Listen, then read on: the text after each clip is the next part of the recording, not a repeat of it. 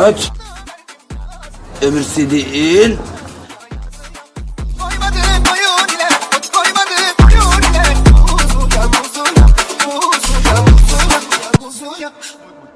Çok soktun Cenk.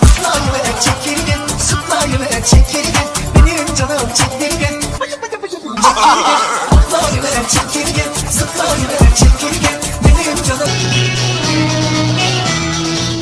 Salakonun hünerleri aman aman salakonun hünerleri aman aman şaşırttı köylüleri.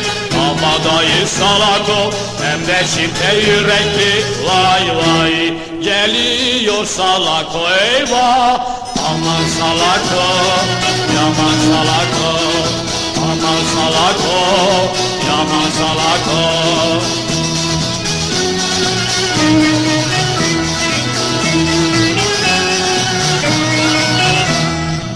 Salakonun şanı şöhreti aman aman salakonun.